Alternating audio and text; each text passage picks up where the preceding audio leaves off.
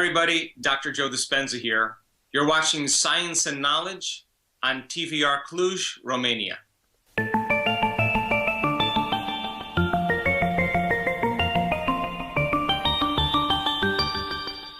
Dear Dr. Joe Dispenza, welcome to our Science and Knowledge TV program on TVR Cluj, Romania for the first time. Thank you so much for hosting me, Christian. I'm happy to be with you. It is a great opportunity for us to have you as a guest on national Romanian television approaching fascinating topics.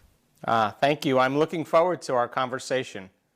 I already made a short Romanian introduction about your training and professional background, mostly on neuroplasticity, brain function, psychology, but also on practical domains like chiropractic. My questions were born not from the view of a healthy individual who never knew the suffering, neither from the view of a suffering individual who never knew what is to live healthy, but from the view of both of them. As an introduction to part one of our interview, please elaborate more on the next quotation. Knowledge is power. If you don't have knowledge, then you don't have any power. Well, knowledge is the precursor to experience. And every time you learn something new, you forge new synaptic connections in your brain. In fact, learning is making new synaptic connections. And the Nobel Prize laureate Kandel in the year 2000 found that when people learn just one bit of information, they doubled the number of connections in their brain from 1,300 connections to 2,600 connections. So then if they didn't review that information, if they didn't repeat it, those connections pruned apart in a matter of hours or days. So if learning is making new synaptic connections, then remembering is maintaining and sustaining those connections. So once you understand philosophical, theoretical, intellectual, analytical information and knowledge, the next step is for you to do something with it, to apply it, to personalize it, to demonstrate it, to initiate that knowledge into an experience. And if you can get your behaviors to match your intentions and your actions equal to your thoughts, if you can get your mind and body working together, you are going to have a new experience. Now, when you have a new experience, the experience then enriches the circuits in your brain that you understood philosophically. That's what experience does. It creates networks of neurons. But then the end product of an experience is called a feeling or an emotion. And the brain releases a chemical, and that chemical then begins to emotionally teach the body what the brain has intellectually understood. So knowledge is for the mind and experience is for the body, and you begin to embody the truth of that philosophy. So this is a time in history, Christian, where it's not enough to know. This is a time in history to know how. And so if knowledge is power, knowledge about yourself is self-empowerment. And common people around the world are doing the uncommon because they're not waiting for suffering. They're not waiting for crisis. They're not waiting for trauma or disease to begin the process of change and transformation. And you can learn and change in a state of pain and suffering, or you can learn and change in a state of joy and inspiration. And my message is, why wait? And so people are beginning to take quantum physics and neuroplasticity and neuroscience and neuroendocrinology and epigenetics and psychoneuroimmunology. The principles of each one of those sciences point the finger at possibility. And so when you begin to apply those individual sciences and create a model of understanding, what it allows the person to do is to become more empowered. And science has become the contemporary language of mysticism. And so we can begin to demystify the mystical by using those sciences because people begin to understand what they're doing and why. And when they understand the what and the why, the how gets easier. You anticipated my next question, which is about how the brain works. First, what are the neurotransmitters, what are the neuropeptides, and their function? Wow, okay, let's do it. You have three types of chemicals that exchange information in the brain and the body. The first type is called neurotransmitters. And in between each neuron, there is a gap. And information is translated across that gap. You have 100 billion neurons that make up your brain, and they have about 10,000 to 40,000 connections per neuron. Now, the neuron is the simplest functional unit of the nervous system, and they possess the unique ability to store and communicate information. So then, as they exchange information, they release chemicals, and those chemicals are called neurotransmitters. And some neurotransmitters wake us up and get us going. Some neurotransmitters make us feel good. Some neurotransmitters excite brain function. Other neurotransmitters suppress or inhibit brain function. And they are pretty much the chemicals that are being exchanged between neurons. So now, you think 60 to 70,000 thoughts in one day. Out of those 60 to 70,000 thoughts that you think in one day, 90% of those thoughts are the same thoughts as the day before. So the same thoughts lead to the same choices. The same choices lead to the same behaviors. The same behaviors create the same experiences, and the same experiences produce the same emotions. And those same emotions and those same feelings drive our very same thoughts. And over time, we keep firing and wiring the same circuits in our brain. And there's a principle in neuroscience that says that nerve cells that fire together wire together. So if the person over time is thinking the same way, acting the same way, feeling the same way, making the same choices, creating the same experiences, they keep firing the same networks of neurons in the same sequences, the same patterns, and the same combinations. And whenever you make the brain work in a sequence or pattern or combination, it's called mind. So the person is reproducing the same level of mind every single day, and over time, they hardwire their brain into a very finite signature. That finite signature becomes our identity, our personality. And by the time we're 35 years old, we become a set of hardwired behaviors, automatic habits, emotional reactions, beliefs, perceptions, habits, and attitudes that function like a subconscious computer program. So then, for the most part, when you've done something so many times, your body knows how to do it as well as your brain. That's called a habit. Then most people are in the habit of being themselves. And their biology, their neurocircuitry, their neurochemistry, and even their hormonal expression tends to stay exactly the same. So the opposite is true also, that when you begin to assemble new thoughts and learn new information, those new thoughts should lead to new choices. Those new choices should lead to new behaviors. New behaviors should create new experiences, and new experiences should produce new feelings and new emotions, and those new feelings and emotions should inspire new thoughts. And that's called evolution. So then, as you begin to learn new information, you're adding a new stitch into the three-dimensional tapestry of your gray matter, and it's causing you to think differently. So then as you begin to think differently, if you begin to reproduce a thought, every time you have a thought, you make a chemical. And so if you have a happy thought or a joyful thought, you turn on a set of circuits in your brain that produces a level of mind that signals another part of your brain to produce a chemical. And those chemicals are called neuropeptides. They're made in the limbic brain, the chemical brain, or the emotional brain. And those chemicals begin to signal hormonal centers for you to begin to feel joyful or happy. Now, the moment you begin to feel joyful or happy, your brain is always monitoring your body. And your brain begins to manufacture more thoughts equal to how you feel. So if you begin to think more happy thoughts and produce more joyful thoughts, you begin to produce more joyful feelings. The problem is, 70% of the time, most people are thinking negative thoughts, or unhappy thoughts, or unworthy thoughts, or guilty thoughts, or suffering thoughts. And they turn on a different set of circuits in their brain that produces a different level of mind. And neurotransmitters then begin to influence neuropeptides. And all of a sudden, neuropeptides are released in the hypothalamus through the pituitary.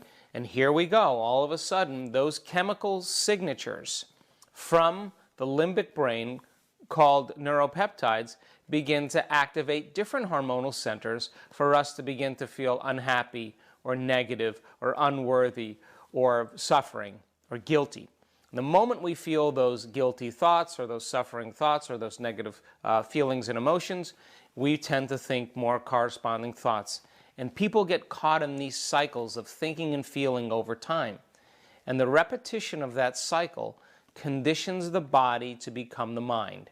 And when the body becomes the mind, emotionally, now the body is in the past, because emotions are a record of the past. And so most people then get caught up in these loops of thinking and feeling over time, and it becomes their identity. Please explain what happens once we begin to feel how we think and think how we feel. Your brain is organized to reflect everything you know in your life. Your brain is a record of the past.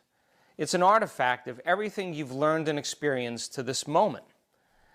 And feelings and emotions are the end product of past experiences, and you can remember experiences better because you can remember how they feel. So then if you're feeling the same way every single day, that means nothing new is happening in your life. And if those feelings are driving your thoughts, and your brain is a record of the past, and emotions are a record of the past, then for the most part, you're thinking in the past. And so people get caught in these loops. They think insecure thoughts, and then they feel insecure. The moment they feel insecure, they generate more insecure thoughts. That creates more feelings of insecurity. It generates more insecure thoughts. And they get caught in these cycles of thinking and feeling for 10 or 20 or 30 or 40 years. And so over a period of time, they say, I am insecure. And whenever you say, I am anything, you're commanding your mind and body towards a destiny. Because thoughts are the vocabulary of the brain, and feelings are the vocabulary of your body. And how you think and how you feel creates a state of being. So the person then becomes so accustomed to feeling insecure, so accustomed to feeling guilty, so accustomed to suffering, that when it comes time to change, they would rather stay with that emotion than step out into the unknown, to take a chance into possibility, to leave the familiar emotional states and hardwired neurological programs. And so this is where true change takes place, is being able to live out in that place called the unknown and be able to begin to create a different outcome by thinking differently and feeling differently and changing a person's state of being. And all it requires is a clear intention and an elevated emotion. And you begin to change your biology from living in the past to living in the future.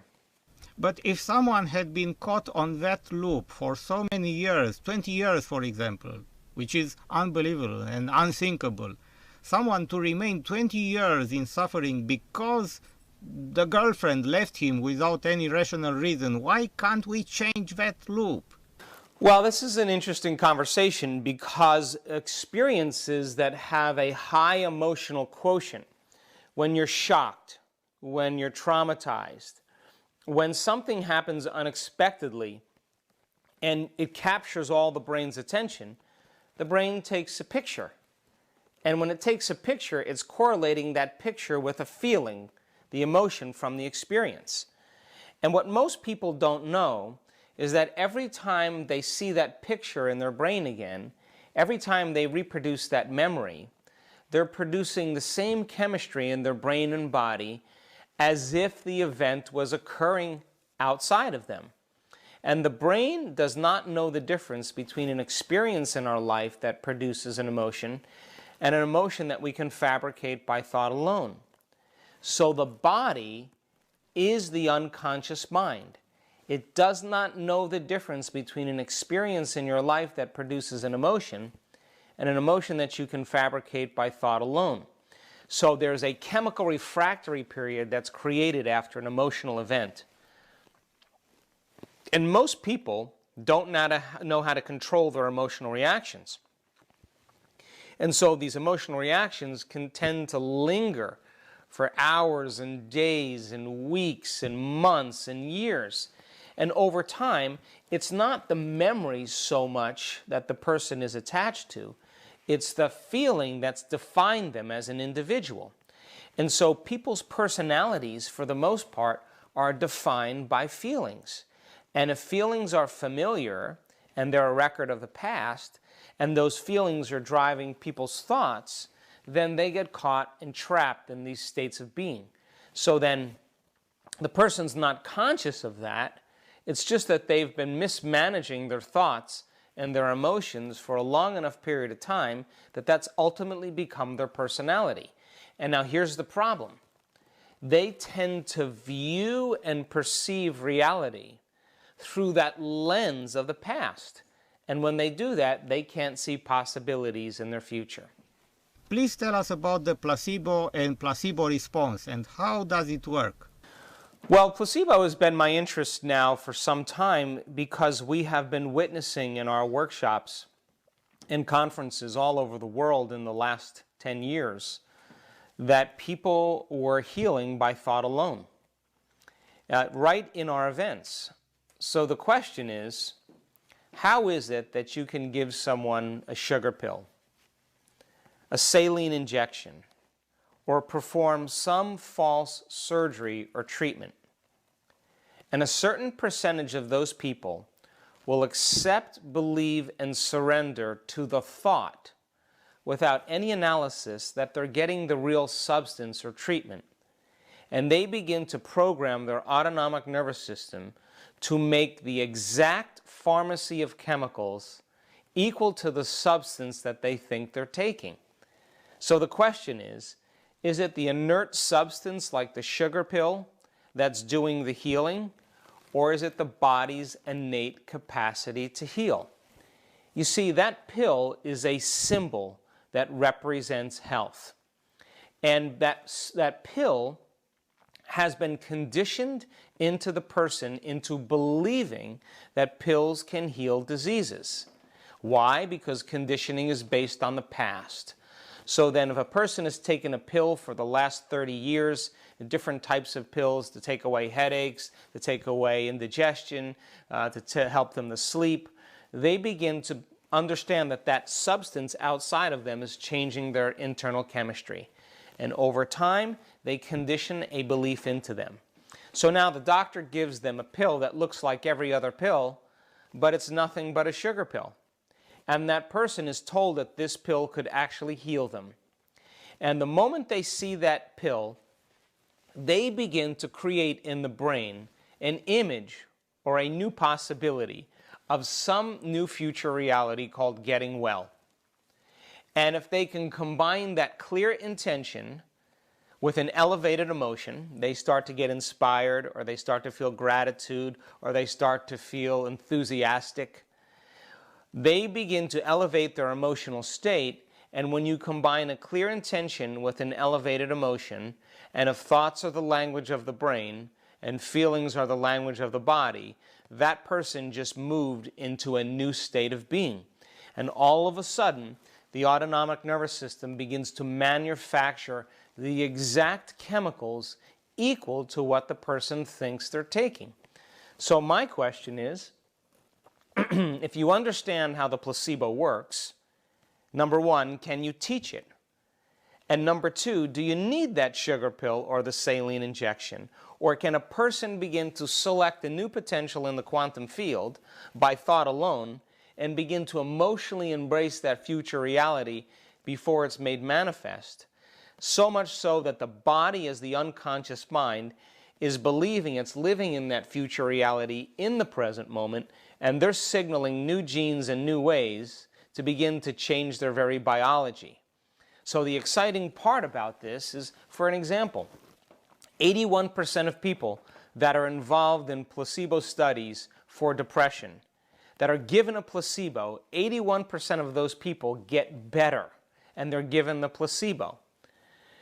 So when you look at the brain scans and you see the changes in people's brainwave function and their physiology, it's exciting because it means then if they're getting better, they're making their own pharmacy of antidepressants by thought alone.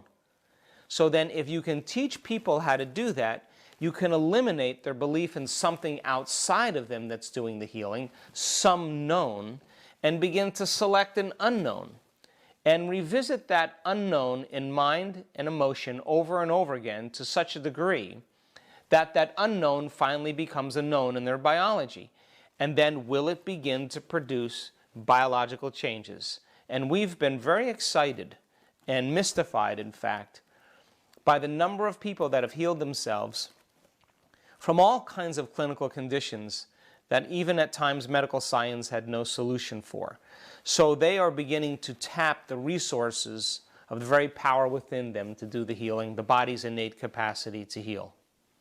Well, I am one of them who did that, but it's a long story. Bruce Lipton told me that 95% of medication are not having any effect, so they are almost like placebo. Yes, I was just with Bruce last weekend. We were lecturing together, and we had a great panel discussion. The facts is that many medications work because of the placebo. Many medications are enhanced because of the placebo. And so the majority of those medications, like when you have systemic changes going on in your body, those chemical changes are targeted very specifically to specific organs and tissues. But when you're given a pharmaceutical, it doesn't know to go to a specific area, it goes to the entire body. And so a lot of times there's side effects that really aren't side effects, they're real effects. And so it's almost better for a person at times to take a placebo than to take a medication and experience a lot of those side effects. In contrast with placebo, there is nocebo. Please explain what that is. Well, the nocebo is kind of like that principle of seeing the glass half full or half empty.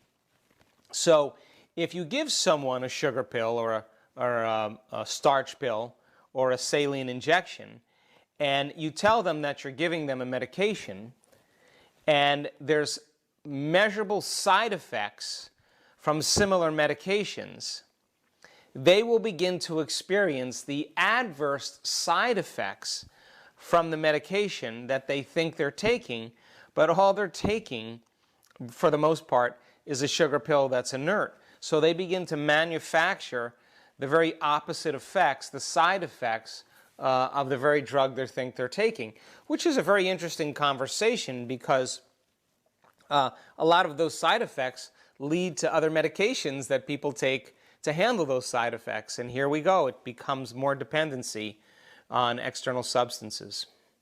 Psychology and neurology discovered that at least 90% or even 95% of our personal ego or personality is created by automated, inherited or not, subconscious programs, and only about 5% we are using conscious thinking, creativity, positive thinking, if we like. But the other 90 to 95% don't know what positive thinking is, don't know how much unused power of healing we have, don't know how much biological resources we have.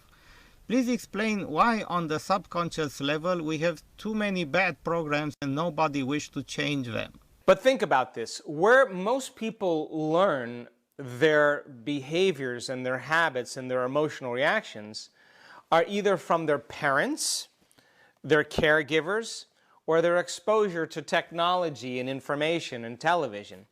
So what most people don't know is that children are so susceptible to information because of their brainwave patterns up until the time they're about 9 years old.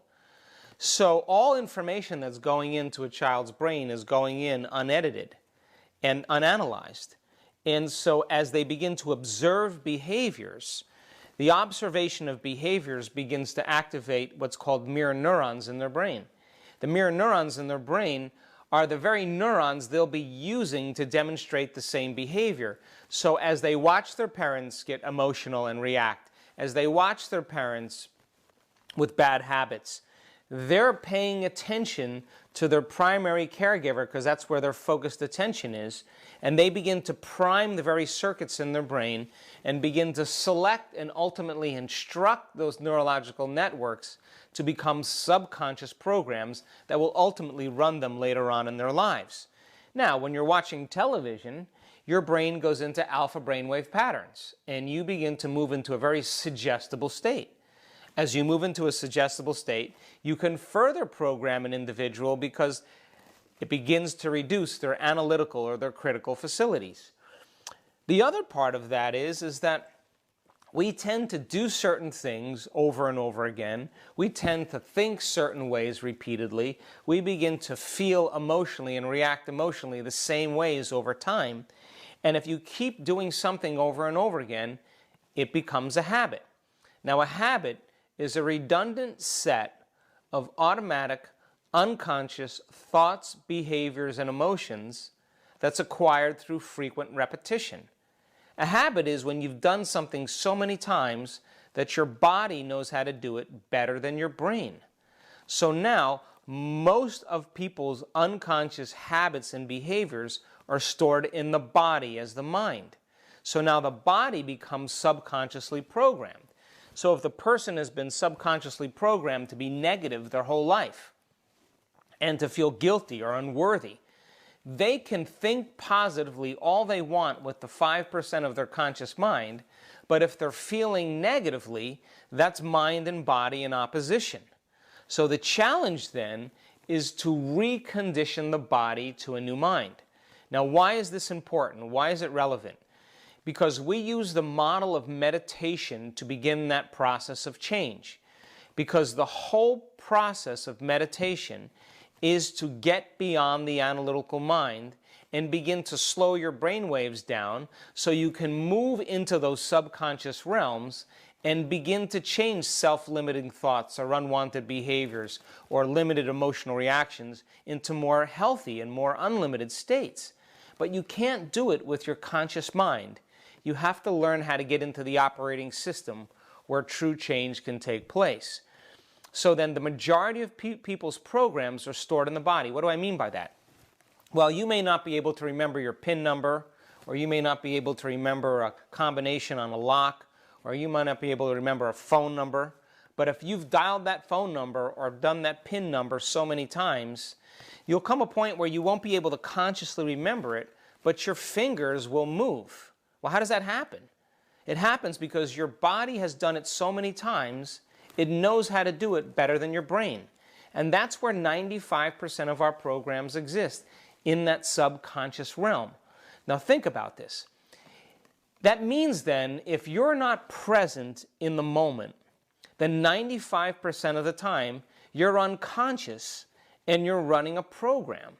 So then in order for you to change, the first step is to become conscious of your unconscious thoughts. Become aware of your automatic habits and behaviors. Look and notice the emotions that you're feeling, and as you begin to observe those states of mind and body, it means you're no longer the program. Now you're the consciousness observing the program, and that's how we begin to objectify our subjective selves. We're looking at ourselves through the eyes of someone else. And because of the size of the frontal lobe, the crowning achievement of the human being, that's the latest piece of neurological machinery we have, the seat of our conscience. That's what allows us to observe who we're being, to make changes to do a better job in life. And doing a better job in life and making changes is called neuroplasticity. Because every time you think differently, every time you choose differently, every time you behave differently, every time you create a new experience or a new emotion, there are neurochemical changes that take place in your brain that begin to reorganize the very architecture of who we think we are. There is a metaphor that I'm remembering from my talks with Bruce Lipton, saying that when we stop thinking consciously, then the subconscious takes control, like an autopilot. And then we go on the back seat while the car, which is our body, is automated driving itself on the autopilot mode. Can you comment on that? Well, that's the way it is. I mean, for the most part, the body as the mind is making the majority of decisions for a person. Why? Because they want to cling to the familiar territory, because if they step into the unknown has always been considered a scary or dangerous place. So then, the moment you start a computer program, the moment you press go, that program runs automatically. So the moment you see your coworker and you judge your coworker or are competitive with your coworker, the moment you see that coworker, you have a hardware program installed, and it becomes a software program. So you see your coworker, all of a sudden the stimulus produces a response, and all of a sudden you run the program of competition or judgment. You see your friend, and you use your friend to reaffirm some addiction emotionally to suffering. The moment you see your friend, you turn on the program of suffering, and then both of you talk back and forth with each other, talking about how much you suffer. You see your ex-girlfriend, and all of a sudden you see her, and the next thing you know, you turn on the program of resentment, because that's how the program runs in the brain and body. So then, as people begin to react to different conditions in their life, or even to extraneous thoughts, they begin to activate these programs. And just like if you're running 20 computer programs on your computer, or your iPhone or your smartphone has at least 10 programs opened, you're going to drain the body's energy. You're going to drain the technology's battery source. So you have to force quit and begin to eliminate some of those programs. And that's what this work is about. When a person begins to no longer fire and wire those circuits in their brain, no longer create the same emotions that continuously signal the same genes, when they're able to find the present moment and begin to execute and regulate internal changes, if they do that properly for a consistent period of time, when they walk back out into their environment, they're less prone to have that program run automatically because they're aware of it now. So then the first step in getting back in the front seat is to do something really simple. Disconnect from your environment. Close your eyes. Sit up straight and no longer plug yourself into the external world. Play soft music in the background or put earplugs in to diminish that information coming in. Sit your body down and let it sit in the same place without doing anything or eating anything or smelling anything or tasting anything, and that eliminates more sensory information. Find the present moment instead of thinking about what you have to do in the next moment or what you did yesterday. Truly become present. And it's the mechanism of being able to settle the brain and body back into the present moment, disconnect from the environment, and to be greater than our bodies.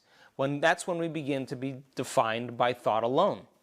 And that's what meditation is about. So all of a sudden your inner world starts to become more real than your outer world. And that's when you can begin to assemble new neurological structures. That's when you can begin to intentionally signal new genes in new ways. So if the person has been thinking and feeling and feeling and thinking for 30 years, or getting up in the morning and running through the same routine behaviors that it did yesterday, then for the most part then, the body has become the mind. Then to change is to be greater than our bodies, to be greater than our habits, our unconscious programs, our emotional reactions and addictions, to be greater than our attitudes that are connected to past experiences, to be greater, for the most part, than the conditions in our environment, the people we know, the places we go, the things we do at the exact same time. And that begins to produce the same physical, biological, energetic, genetic changes in the brain and body when the person begins to know how to do this. But they have to be able to understand the science and the knowledge, because it serves as the forerunner for them to create different experiences. This is why my TV program is called Science and Knowledge. The power of those 5% of the conscious mind which might tell us that this attitude is wrong is completely surpassed by the 95% of the power of the subconscious mind. Is there any chance to win this battle? Oh, absolutely. I have no doubt about that. We have seen so many people in the last 4 years begin to make measurable changes in their personality, measurable changes in their health, overcome very serious scars and traumas from the past, and really reprogram who they are. Now, I'm not going to say it's easy, because if it was easy, everybody would be doing it. But as I said earlier, as you begin to understand the what and the why, the how gets easier. So in the work that we do, in the workshops that we teach around the world, we ask people to retreat from their lives, to get away from the constant stimulation that reminds them of who they think they are as a personality, to retreat from their lives long enough to learn some valuable science and knowledge and information. And then we set up the conditions for them to experience exactly what we've taught them. And we build model by model by model through knowledge and experience, and they begin to progress. No different than learning how to play tennis, or learning how to ski, or learning how to crochet. That you learn different steps and you keep building on those steps until it becomes a skill. And the research that we've done in measuring brain function, and measuring heart rate variability, and measuring genetic changes, and measuring people's energy and the energy of the room, we now know that people can absolutely do it. Our measurements show that it's not just taking place in their mind, it's actually taking place in their brain. And they're making those fundamental changes that tend to become more permanent. But the only way to do that is that you have to enter the operating system, and that's where meditation comes in. Please elaborate more on a quote from one of your books, Breaking the Habit of Being Yourself. The quote is, "As long as we use our familiar feelings in response to our efforts of change, we will always convince ourselves that have to give up something big. We will never be able to grow superior inner thoughts. We will never see a world of possible results other than the negative from the past. So this is how powerful are the thoughts and feelings over us." Yes, I think that when we use feelings, familiar feelings, as a barometer to change, like you say in the morning, oh, I'm going to work out this afternoon, I'm not going to eat sugar anymore, I'm going to stop drinking coffee, I'm going to wake up at 6 in the morning and get all my work done before work. You can say that with your conscious mind. You can declare that. But then when it comes time to actually do it, most people say what? I don't feel like it. I don't feel like getting up early. I don't feel like working out in the afternoon. I don't feel like not eating this food. I feel like eating sugar. So when you use feelings as a barometer for change, for the most part, you are going to talk yourself out of possibility. So then when you make that declaration and you say, I'm going to make these changes, get ready.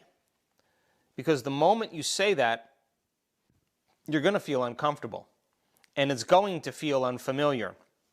And you're going to be uncertain. And there's going to be some unpredictability because you're stepping from the known into the unknown. And the hardest part about change, Christian, is not making the same choice as you did the day before and staying conscious while you're doing it. So the moment you go unconscious, you return back to the same thoughts, the same choices, the same behaviors, the same experiences. And why? For the same emotion, to reaffirm your identity. So then, let's say a person is so conditioned into suffering because they've had 4 or 5 serious events that happened in their life, and they create the belief that nothing ever good happens to me and you need to suffer, and that's what life is about. And you say to them, okay, well, you don't have to suffer. You can step out and create something differently and create a new life. That person may intellectually understand it, but when it comes time to make the effort, they are going to come up against those emotions. And when they come up against those emotions, they have to realize that those emotions are not them. Those emotions are chemical residue from the past. So the person then begins to climb on top of these emotions, and as they begin to overcome their emotional body, as they begin to overcome their emotional addictions, as they begin to overcome their emotional memories that are stored in the body, they literally begin to express new genes. And all genes make proteins, and proteins are responsible for the structure and the function of the body. So all of a sudden now the person starts noticing a lot of their physical symptoms going away. They start noticing that they can think better, that they can feel better, that they have more energy, that they are excited about life again. And in a sense, from a biological standpoint, they're being reborn again. They're literally biologically being reborn. So we have seen changes in people's health, in their lives, in creating new opportunities, in mystical experiences, because in all of the research we've done, there's no doubt that I can tell you that people are at their absolute best when they get beyond themselves. When they get beyond their present identity, that's when they do the uncommon.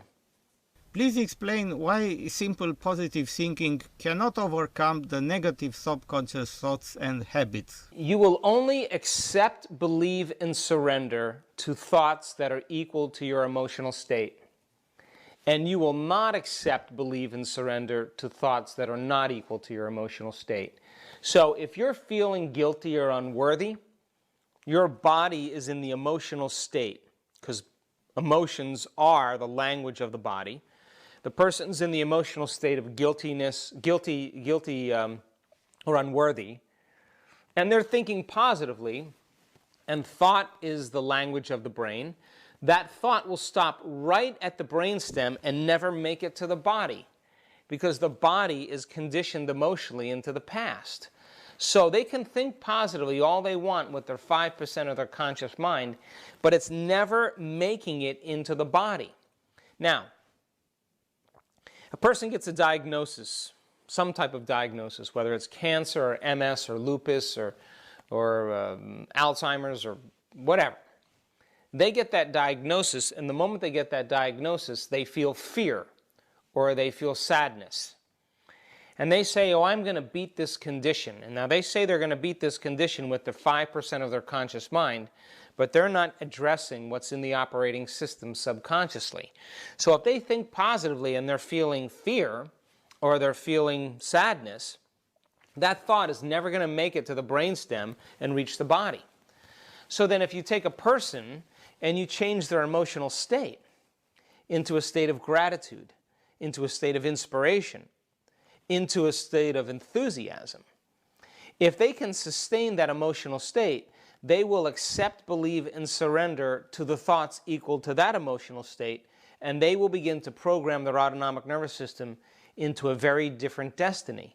Now that's the challenge, because most people are waiting for their healing to feel gratitude, to feel wholeness. They're waiting for their new relationship to feel love. They're waiting for their wealth to feel success.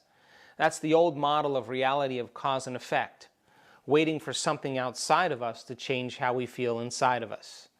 But the new model of reality then is changing our inner state before the event, which means you have to feel gratitude and wholeness for your healing to occur. You have to feel abundant and successful for your wealth to come. You have to be in love with yourself and in love with life in order for you to attract relationships equal to that state. And so then it requires a fundamental switch in our reasoning and our thinking. And once you show people how to do this, they begin to make significant changes. So here's the questions. Can you believe in a future that you can't see or experience with your senses yet, but you've thought about enough times in your mind that your brain is literally changed to look like the experience has already occurred? The latest research in neuroplasticity says you can change your brain just by thinking differently. And can you fall in love with a new possibility that already exists in the quantum field?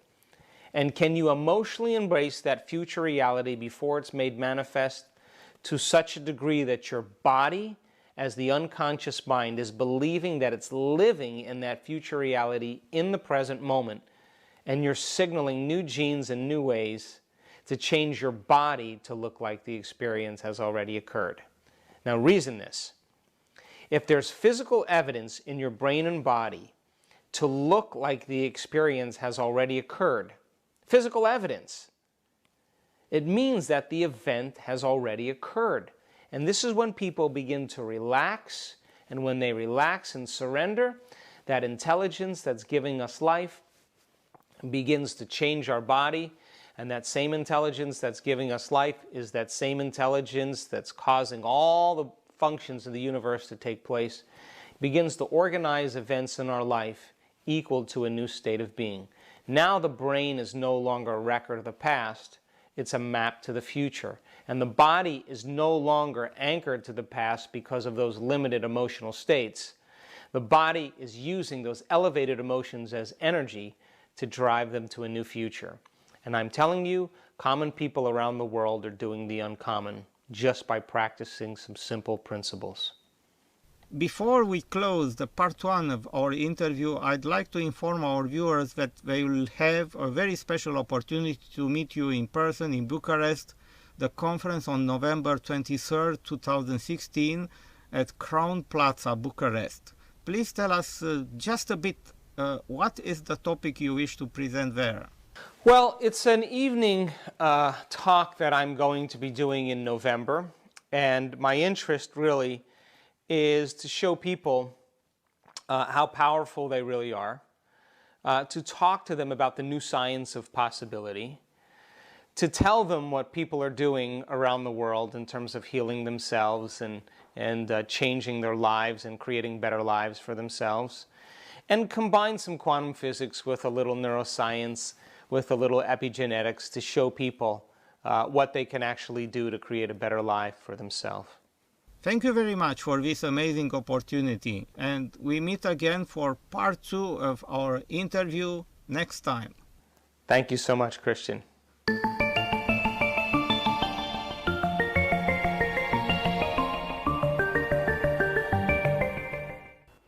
Așadar, aceasta a fost prima parte a interviului cu Dr. Joe Dispenza. Pot să mai adaug faptul că, în calitate de profesor și lector, Dr. Joe Dispenza a fost invitat să vorbească în peste 27 de țări de pe 6 continente, educând milioane de oameni cu stilul său devenit un simbol, ușor de înțeles, încurajator, plin de compasiune, descriind cum oamenii își pot redirecționa creierul și recondiționa corpul pentru a face schimbări permanente. Pe lângă numeroasele cursuri online și televizate pe care le oferă, ține personal workshop-uri progresive de 3 zile, workshop-uri avansate de 5 zile în Statele Unite și peste hotare. Dr. Joe Dispenza este de asemenea profesor la Universitatea Internațională Quantum pentru Medicină Integrativă din Honolulu, la Institutul Omega pentru Studii Holistice din Reneb, New York, și la Centrul Kripalu pentru Yoga și Sănătate din Stockbridge, Massachusetts. Este de asemenea președinte invitat al Comitetului de Cercetare de la Universitatea Life din Atlanta, Georgia. Trebuie să mai menționez faptul că informațiile oferite în această emisiune sunt de natură exclusiv educațională și informativă și nu pot fi asimilate în nicio situație unor consultații sau analize medicale de specialitate. Informația prezentată nu trebuie folosită ca alternativa consultului medical realizat de un medic specialist. Producătorul și colaboratorii nu pot fi considerați răspunzători pentru niciun prejudiciu, indiferent de modul în care veți utiliza informația prezentată. Fiți alături de noi data viitoare la o nouă întâlnire cu știință și cunoaștere.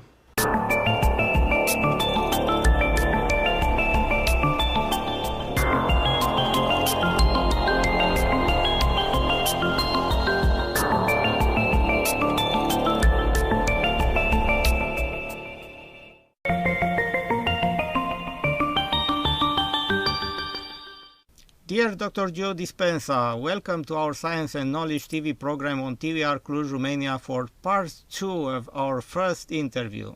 I'm very happy to be back with you. We are now discussing very important issues for the first time on television in Romania, and I am immensely grateful for accepting the interview. Thank you. I'm excited too. Please tell us what is neuroplasticity and how does the brain recognize an image? You have a very amazing and relevant picture, if you allow me to show it, from your book entitled Evolve Your Brain. Sure.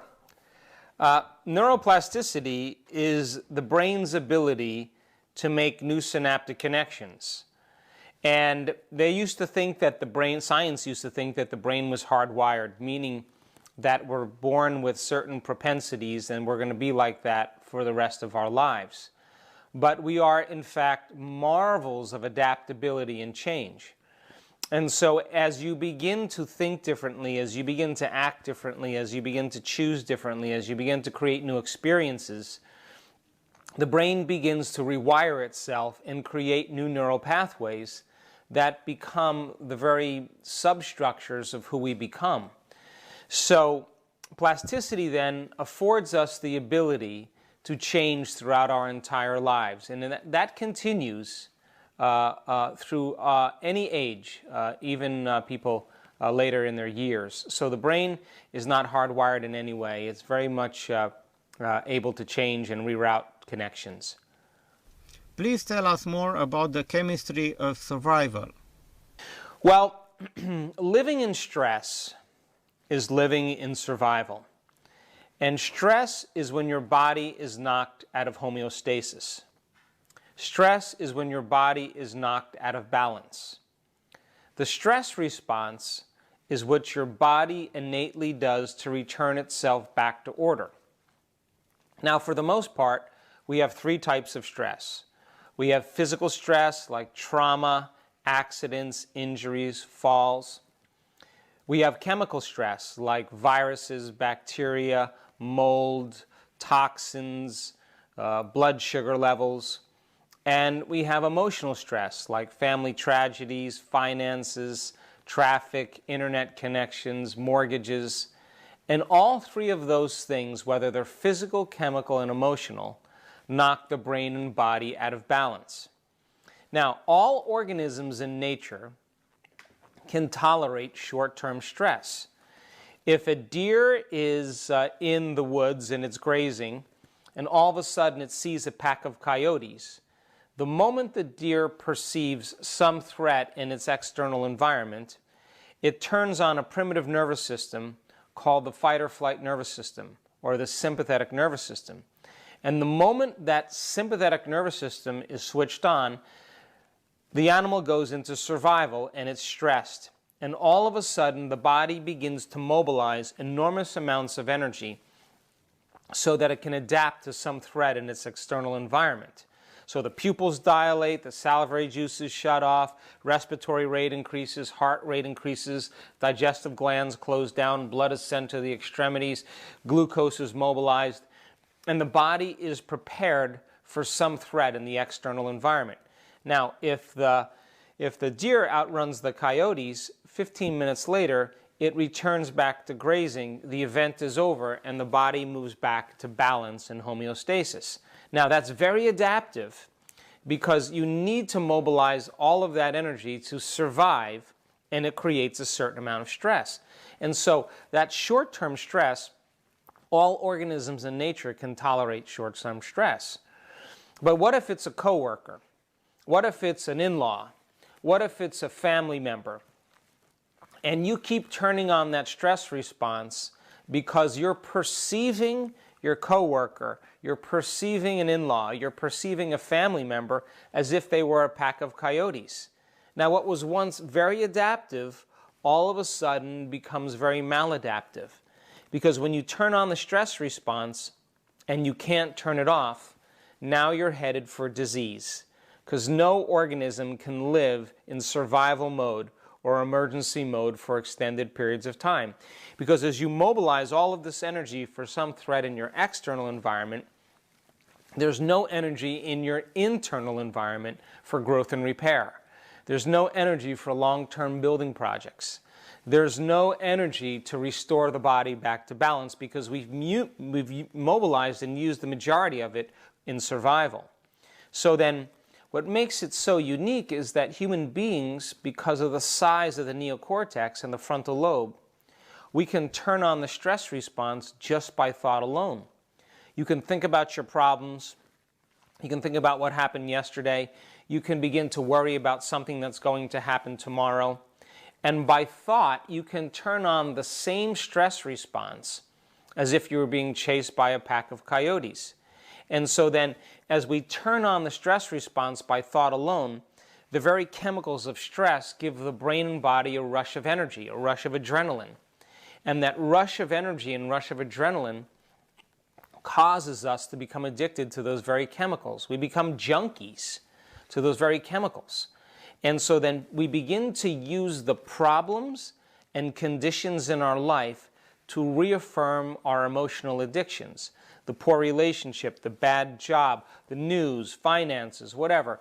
We keep turning on that stress response just so that we can get a rush of adrenaline. And so then an addiction is something you can't stop. And so the emotions of anger, frustration, violence, war, hostility, fear, anxiety, worry, sadness, pain, guilt, unworthiness, suffering, depression, they're all created by the hormones of stress. And psychology calls those normal human states of consciousness. Those are altered states of consciousness. And so it's a scientific fact that the hormones of stress downregulate genes to create disease. And I just said that we can turn on the stress response just by thought alone, which means then your thoughts could make you sick. So the question is, if your thoughts could make you sick, is it possible then that your thoughts could make you well? And if the very chemicals of stress mobilize all this energy to cause us to become addicted to that rush of adrenaline, and we can turn on the stress response by thought alone, is it possible that we become addicted to our own thoughts? And if we use the conditions in our life to reaffirm our emotional addictions, is it possible that we become addicted to the very life that doesn't work for us? So then as people begin to become aware that they're living in survival, for the most part, on a minimum 70% of the time in their lives, then all of a sudden now when they begin to make changes for themselves, just like an addict who's overcoming heroin or overcoming some drug, there's going to be some withdrawal because the body has been conditioned emotionally. So as the person begins to make those changes, their body goes into a little bit of disturbance because the body is looking for the very chemicals to reaffirm their identity. And so the work that we do teaches people how to lower the volume to those emotional states. And it is the process of being able to temper those emotions and begin to overcome them that literally frees the brain and body from being in the past. So most people overutilize the survival systems and they're overstressed. And for the most part, 75 to 90% of every person that walks into a healthcare facility in the Western world walks in because of some type of psychological or emotional stress. And it's that psychological and emotional stress that begins to break the body down. And reason this with me. If you keep turning on the fight or flight nervous system and you keep mobilizing enormous amounts of energy for some threat in your external environment, the very chemicals of cortisol and adrenaline begin to weaken the immune system. So you can have everything from cancer to MS, to rheumatoid arthritis, to lupus, because that stress response begins to suppress the immune system and people develop autoimmune diseases. You keep on turning the fight or flight nervous system on, your heart starts to race because, primitively speaking, you're being chased by some predator. Well, if you keep turning that on for an extended period of time, your heart will begin to race on its own. And blood pressure goes up, people have arrhythmias, they have tachycardia, because they're switched on that sympathetic system. If you keep turning on the fight or flight nervous system and you're mobilizing all this energy to your external limbs, and you're shutting down blood flow and energy to your internal organs, you could eat the most organic, vegetarian, healthy food, but your body is not in the proper state to even break that food down because it's not a time to digest when you're being chased by a tiger. If you have infertility and problems with with sexual organs, because if you're turning on that fight or flight nervous system, it's not a time for long-term building projects. It's not a time to grow a baby. It's not a time to procreate because there's danger out there. And I can go on and pretty much name most conditions, pain in the body. 80% of people in the Western world experience some type of back pain or musculoskeletal pain. Well, when you mobilize all this adrenaline and you're not using it to run, and you keep that adrenaline released into the body, it makes its way into the tissues and it hardens the tissues. And over time, people develop spasms and contractions and pain, and it's all created by the chemicals of stress. And I could go on, but for the most part, it's those very chemicals that begin to break the brain and body down. And teaching people how to overcome their stress response and to be able to mediate it and regulate it is where the change really begins. This is also linked with the next chapter of your book, chapter 9, The Chemistry of Emotional Addiction. Yes. Well, in my definition of an addiction is something that you can't stop. And the moment you perceive a threat in your external environment, real or imagined, the moment that thought signals the limbic brain and the limbic brain starts that process, the moment that occurs, all of a sudden your perception will be altered. And as your perception is altered, you're in a state to either run, fight, or hide. And people spend the majority of their time living in this state. And they're either aggressive, they're guilty, or they're suffering, or they're hiding in fear. And so teaching people how to get beyond the very chemicals of survival allows them to live healthier and better lives. When I read through the book, I learned that a clear intention and an elevated emotion produce some pretty significant physical, biological effects. Can you explain this concept for our viewers a bit further? Well, we talked about those emotions of survival, all of those limited emotions from hatred to anger to frustration to guilt to shame, unworthiness, fear, anxiety. Those are all created by the hormones of stress.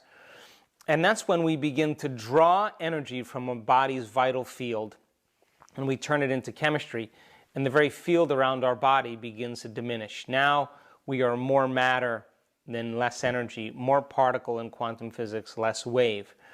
And now we begin to become matter trying to change matter, because the very chemicals of survival force us to become materialists, defining reality with our senses. And so when we feel more like matter and less like energy, we're always going to try to force outcomes in our life, control outcomes in our life, predict outcomes in our life, compete for outcomes in our life, because we're matter trying to change matter. This very principle of living this way for an extended period of time then begins to tax the body and draw its vital field of energy from it. So then when you begin to switch from those emotions to heart-centered emotions, emotions like gratitude, kindness, appreciation, thankfulness, care, compassion, inspiration, you begin to activate a very different center in the body. And when you activate this center, you go from a state of selfishness, because when we're in survival, we're only concerned about ourselves, to a level of selflessness, where all of a sudden now you begin to contribute energy to your very field. And the field around your body, the magnetic field around your body, tends to become enhanced. And so the elevated emotion is something that you can teach people to do, and we've done it. And as they begin to create an elevated emotion, and they're trained on how to do that, they begin to change the body's physiology from a level of survival to a level of creation. And so as they're moving out of their anger and moving out of their fear and moving out of their guilt and suffering into an elevated emotion that's a heart-centered emotion, they begin to contribute to the field around the body. And the field around the body tends to become amplified. And as they sustain that emotional state, it's like dropping a pebble in water. It begins to create very strong electromagnetic energy. That magnetic field that's created is a frequency. So that frequency then carries information. And as they begin to put a clear intention in their mind with an elevated emotion, they begin to change the very energy that surrounds their body. Now, not only are they changing their energy or changing their consciousness or their thoughts and their feelings, but in addition to that, they're beginning to change the very neurocircuitry in their brain. They're beginning to change the very neuropeptides that are beginning to change the hormones that are secreted in their body. It's the very neuropeptides that have new information that begin to genetically or epigenetically signal new genes to make new chemicals and new proteins. And all of a sudden now the person begins to do something really amazing. They begin to change their very biology. And we did an experiment in February of this year where we took 120 students in an advanced workshop that we did. And we know that the chemicals of stress suppress the immune system. So we said, okay, let's take 120 people and measure their cortisol levels, which are their stress hormone levels, and let's measure their immune response, and we'll measure a chemical called IgA, immunoglobulin A, or salivary immunoglobulin A. So as cortisol levels go up, IgA levels go down. That's a scientific fact. But our hypothesis was, what if we create elevated emotions and they're able to sustain elevated emotions instead of survival emotions, just for 10 minutes a day, 3 times a day? Would their immune response go up and their cortisol levels go down, survival system shuts down, and their immune system in growth and repair tends to be enhanced? And at the end of 4 days, when we measured 120 students, their cortisol levels went down 3 standard deviations, which is very significant. But their IgA levels went from 55 up to 87, which is very clinically significant. That means that they were literally epigenetically signaling different genes to make different proteins. So even 10 minutes of gratitude a day, just for a few days, will begin to create a stronger, healthier immune system. And IgA is the primary defense against bacteria and viruses. So a clear intention involves a mindful process, and an elevated emotion requires a bodily process. And I say that thoughts are electric in the quantum field and feelings are magnetic. And how you think and how you feel broadcasts an electromagnetic signature that influences every single area of your life. So getting people to resonate within a different energy and to be able to sustain those states not only will change their health and their biology, but they should begin to see shifts take place in their lives. How does the quantum model of reality work with the placebo? Well, what makes the placebo so unique is you're using a pill to influence people to see possibility, to view a new possibility about themselves and their lives by thought alone. Now, the quantum field is an invisible field of intelligence that exists beyond this space and time.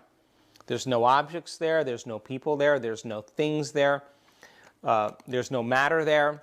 It's an immaterial field of light and information.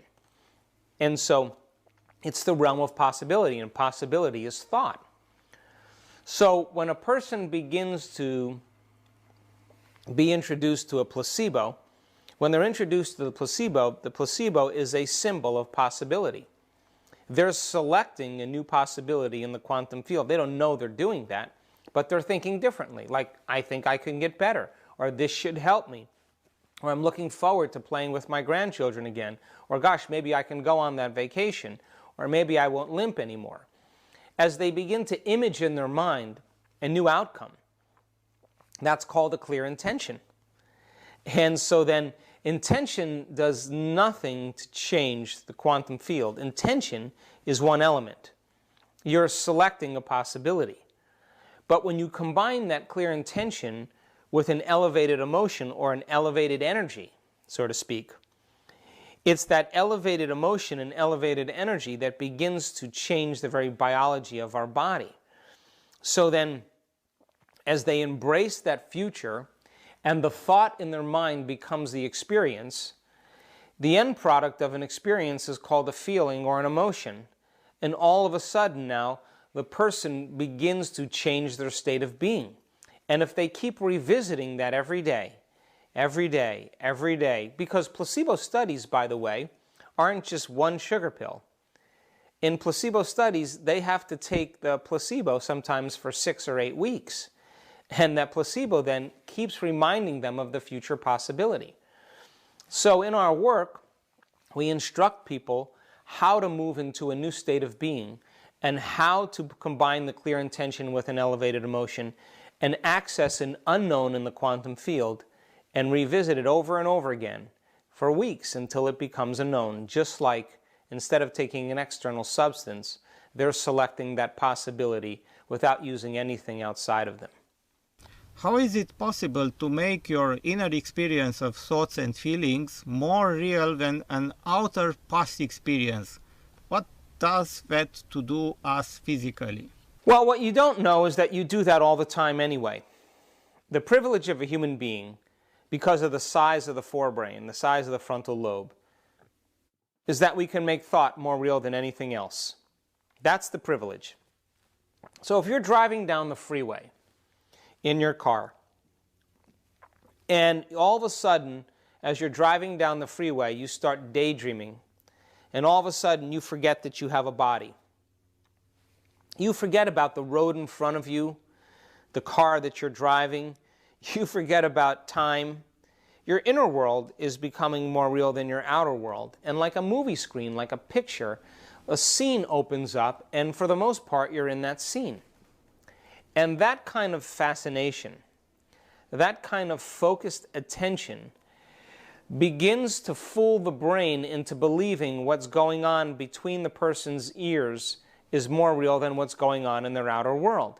And the brain captures the thought as the experience and begins to lay down the very circuitry to reflect that idea. So now the person is beginning to change their brain to look like the experience has already occurred, because to them the experience is more real than their outer world. If the thought becomes the experience in their mind, then all of a sudden they'll start to feel the emotion of that experience. Now this can work for us, or it could work against us. So if you're driving down the road in your car and you're thinking about going to work and telling off your coworker, or arguing with your boss, or writing a nasty email, or facing off with a team of people that don't like your ideas, whatever it is, as you begin to rehearse in your mind the scenes, and you're beginning to experience the emotions that go along with it, because the thought that you're thinking is the experience, by the time you get to work, you could be angry, you could be aggressive, you could be frustrated, you could be bitter, you could be judgmental, because you changed your brain and body in preparation of that event, but you did that by thought alone. Now, the actual opposite is possible too. If you began to image yourself feeling healthy and doing the things that you love to do, and beginning to see yourself in the same way, living a healthy life, and you began to emotionally embrace what it would feel like if you were that way, is it possible then you could do the antithesis of what you did in the first example? Could you change your brain and body to begin to become more healthy and feel more emotionally balanced, and begin to release different chemicals in your brain and body that would begin to repair and regenerate your physical structures? And the answer is absolutely yes. But the majority of time, people are always anticipating the worst thing that's going to happen in their life based on what happened in their past. And so when they're living in survival and they're living in these states, they're selecting the worst case scenario and getting ready for it, because if anything less happens, they have better chances of survival. So we want people to do the exact opposite. We want them to begin to obsess about the best thing that could happen to them. And when they get the training on how to do this, they can begin to change their brain and body and begin to produce more positive effects than negative effects. Please tell us more about neurons and the nervous system. Traveling the original information superhighway. What do you mean by that? Well, what most people don't know is that your nervous system is receiving and sending information all the time. That your nervous system really is the superconductor or the semiconductor of consciousness. And you're always either receiving information or sending information. And so most people are using their senses to define reality, because we have senses that plug us into reality. The more the person is living in survival, Christian, the more they are perceiving reality with their senses, the more they're a materialist. The more they feel separate from the quantum field, they feel like reality is right in front of them. So the more addicted they are to the stress hormones, in fact, the more they are materialists, and this is where reality takes place. So the brain is etching and mapping information neurologically from experiences and from what you learn, and that's pretty much a standard process of evolution. But when you're in that creative state, and you no longer are aware that you have a body, you no longer are aware that there's people around you, or there's coffee brewing in the kitchen, or that you have pain in your back, or that you're in your home or in your bedroom, and you're no longer thinking about your appointments later in the day or what you have to do, what you did yesterday, that you're in the present moment. When you get into that elegant state of the present moment, and you become nobody, no one, no thing, nowhere, in no time, that's the moment you become pure consciousness. And that's the moment you begin to interact with this invisible field of information. And as you begin to interact with this invisible field of information, and we've recorded this, it's like the brain is downloading information no longer from its sensory perception, it's downloading information from the field. And we've seen this in enough cases. And all of a sudden the person gets an insight. All of a sudden the person gets a new idea. All of a sudden the person gets a vision. All of a sudden the person has a knowingness about something. All of a sudden the person is inspired by some type of possibility that they never thought of before. And that is the nervous system receiving information from a realm beyond the senses.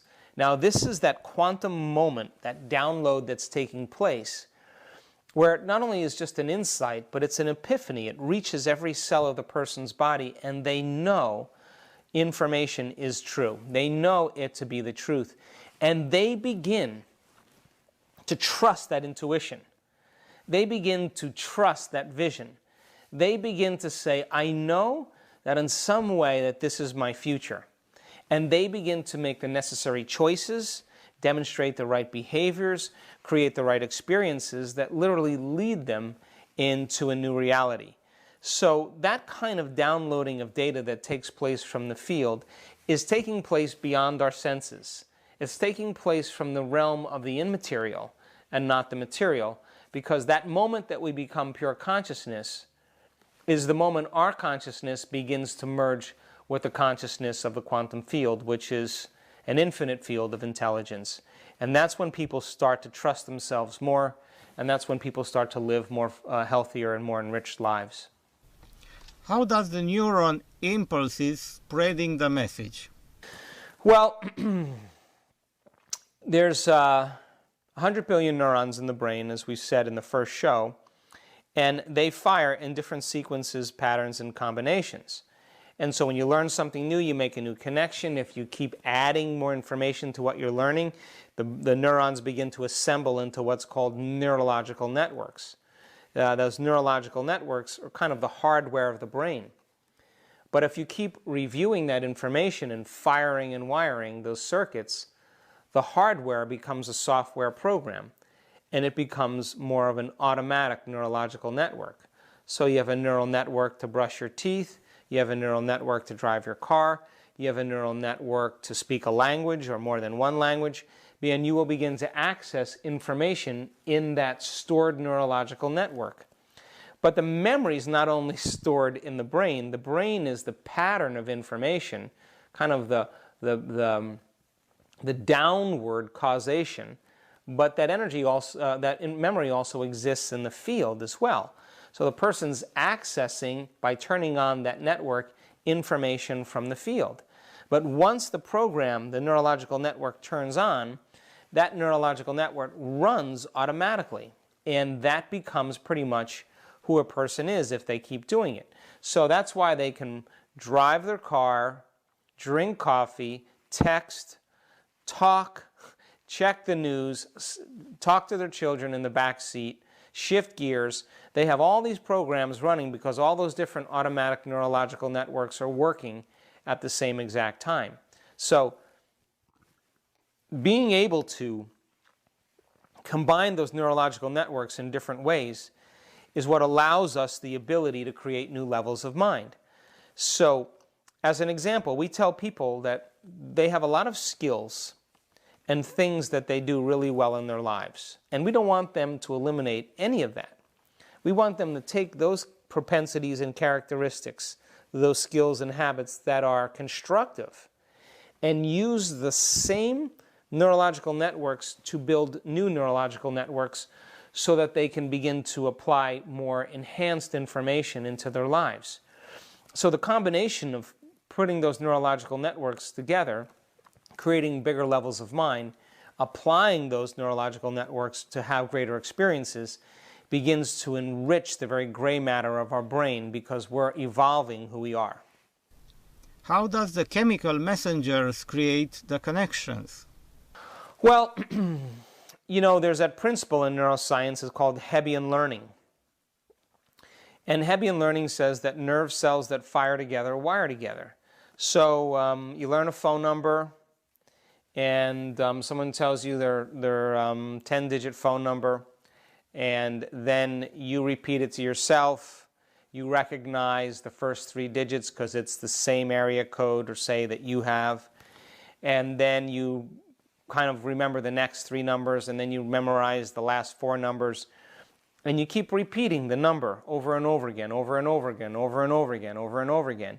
And as you keep firing and wiring, firing and wiring, firing and wiring, you develop a neurological network that is that phone number. And so when you say, oh, what is my best friend's phone number, you see a picture of their face, and by association, all of a sudden the frontal lobe accesses that neurological network, and then it becomes more easy and more automatic for you to use.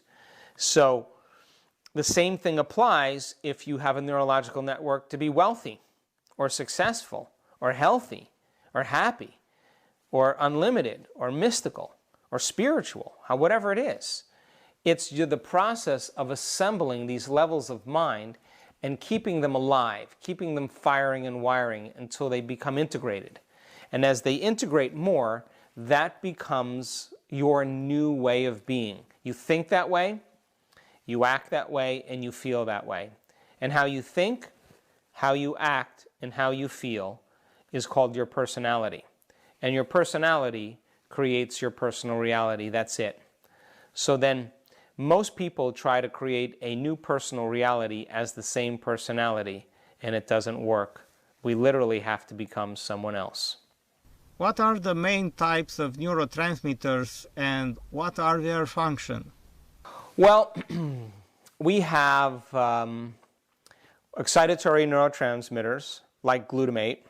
That's one of the brain's major excitatory neurotransmitters. That kind of gets us up and going. It gets us stimulated. It excites neurological activity. And then we have inhibitory neurotransmitters like GABA, G-A-B-A, that tends to inhibit neurological function. Now we need both of those, because if you're going to pick up a cup and you only have glutamate activated and not GABA, when you pick that cup up, your hand will go straight up. So as you pick the cup up and you direct it towards your mouth, there's a process of excitatory and inhibitory chemistry going on, so you can direct it right to your mouth. So the brain is the balance between those excitatory and inhibitory neurotransmitters. At the same time, we have other neurotransmitters like serotonin and melatonin. And serotonin is your daytime neurotransmitter. When you wake up in the morning and your eye begins to perceive light, The moment your eye begins to perceive light, the brain begins to activate the pineal gland, and the pineal gland begins to make this neurotransmitter called serotonin. And in serotonin, your brain waves pick up. For the most part, your attention is on your outer world. You're plugged into your environment, and it keeps you awake and keeps you paying attention. When the light of the day diminishes and there's less visible light happening, all of a sudden the pineal gland takes serotonin and turns it into melatonin. And melatonin is the nighttime neurotransmitter, and that puts us to sleep at night. So then if you keep this rhythm of waking up in the same environment going for an extended period of time, you create what's called the circadian rhythm.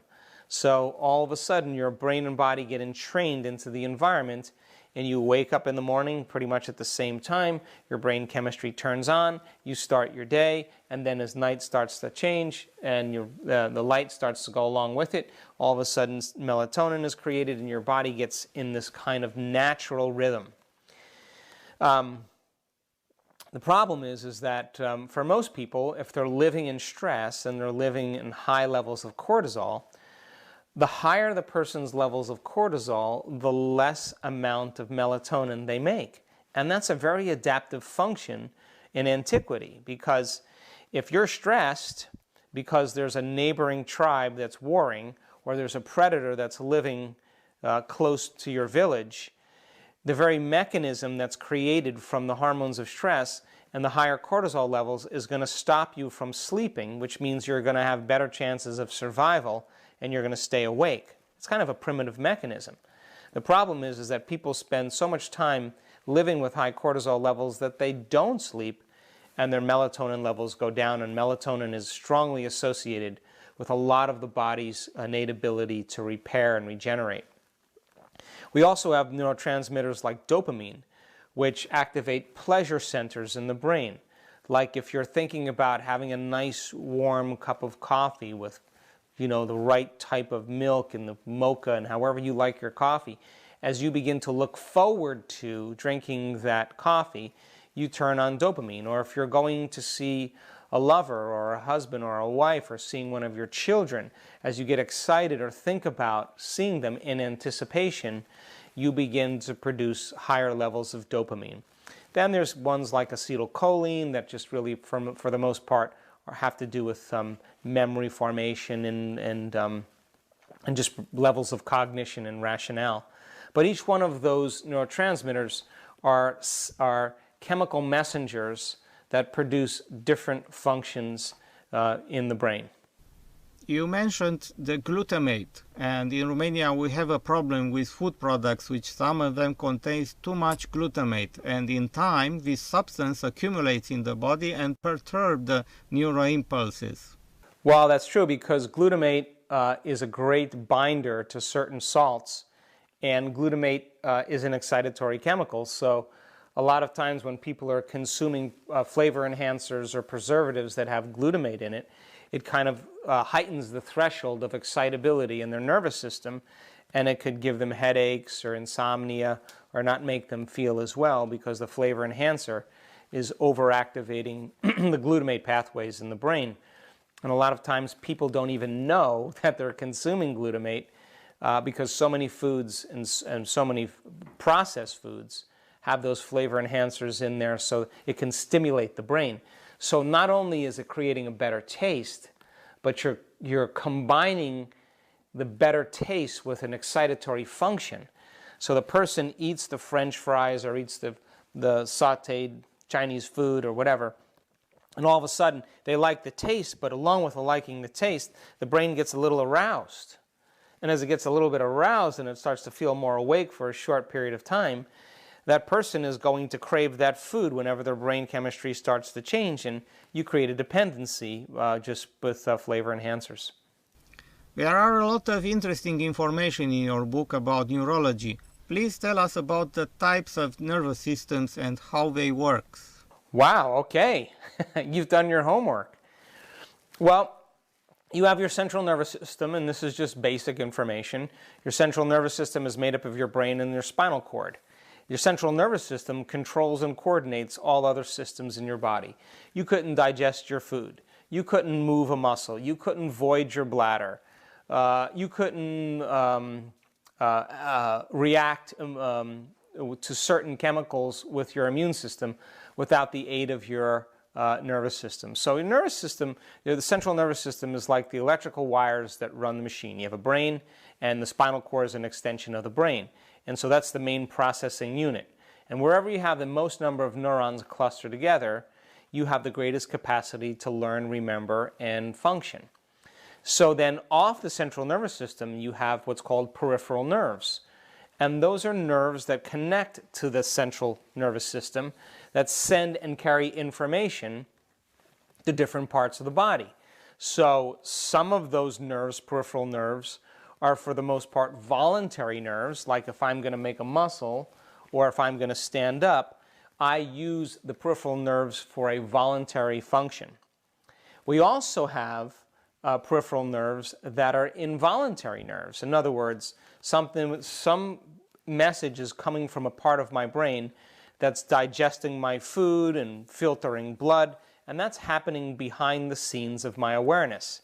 And that involuntary function that takes place in the body is under the auspices or under the guidance of the autonomic nervous system. And autonomic means automatic.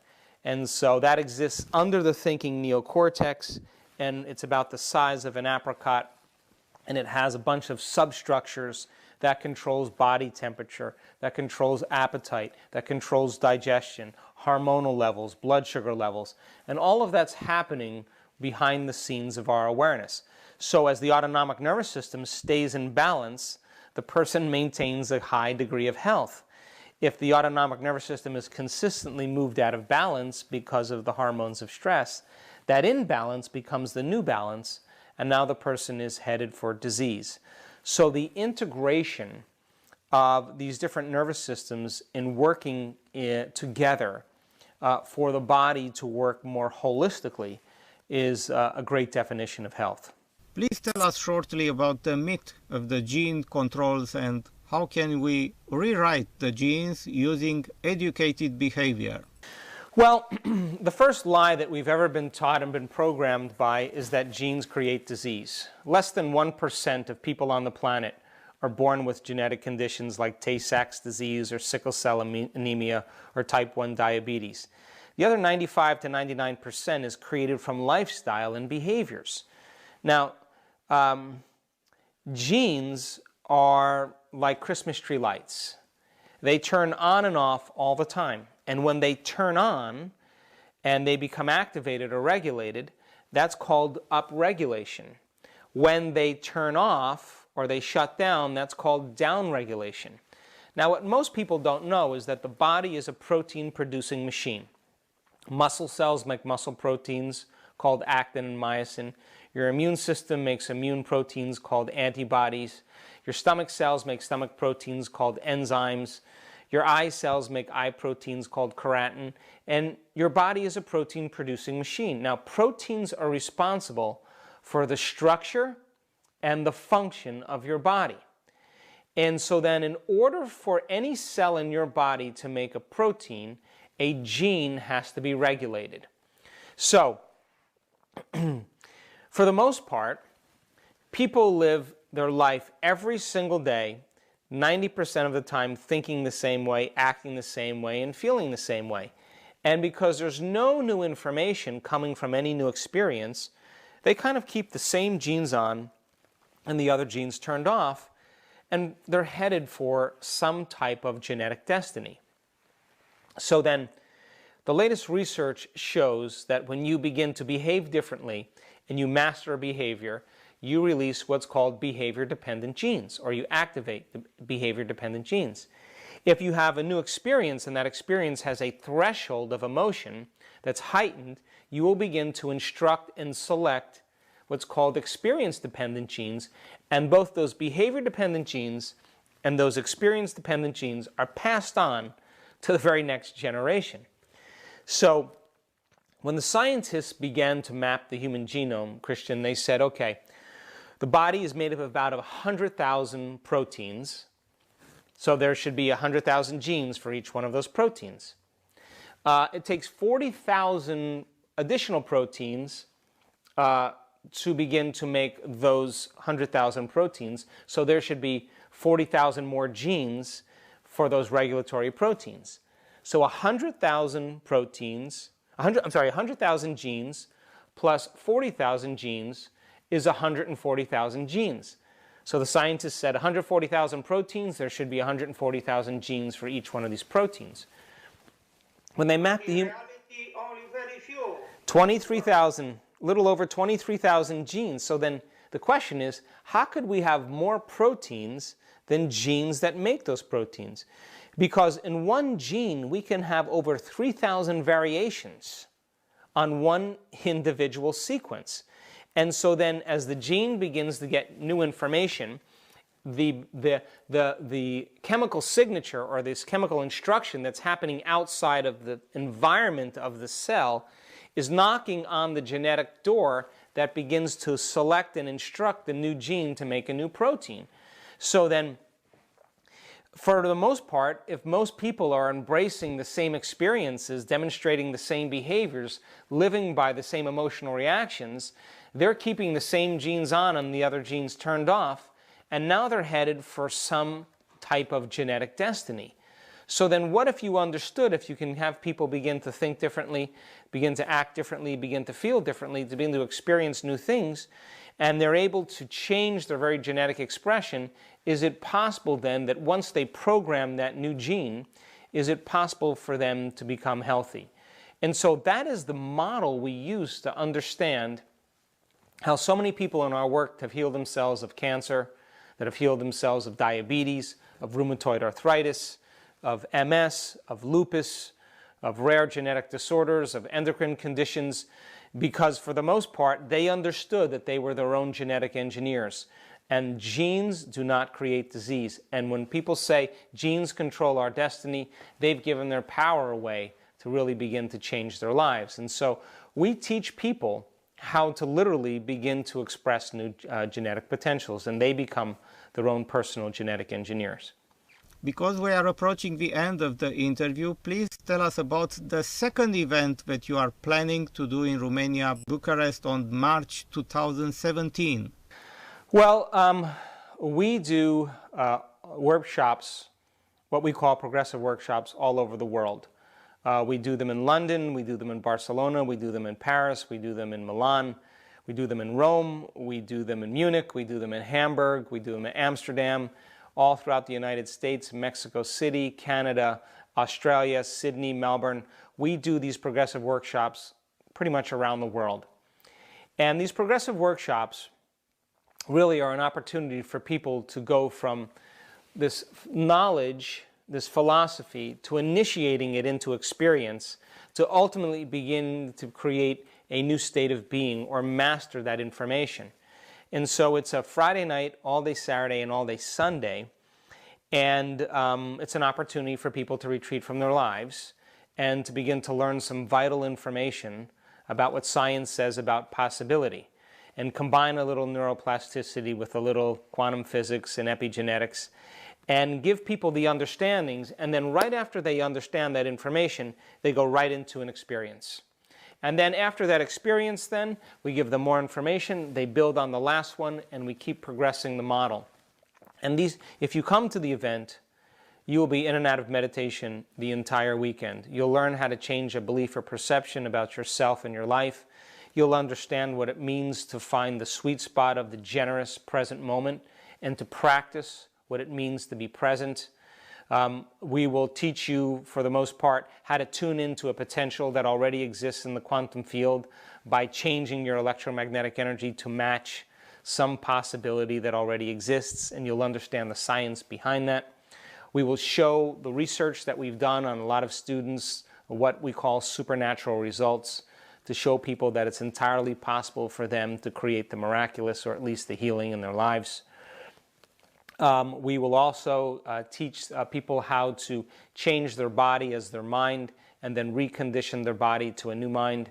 And we will finish the event with what we call the blessing of the energy centers, which has become one of the most popular meditations in our community. And so this is an event for doers. We will be doing quite a bit of work, and we'll be in and out of meditation the entire weekend, and I promise you that if you come, you'll leave feeling very differently than when you arrived. Finally, let me tell you that after broadcasting on TV, all these episodes will be available on my YouTube account, and you may share the links to all English-speaking viewers. Thank you so much, Christian, for passing the message on. Thank you very much for this amazing opportunity.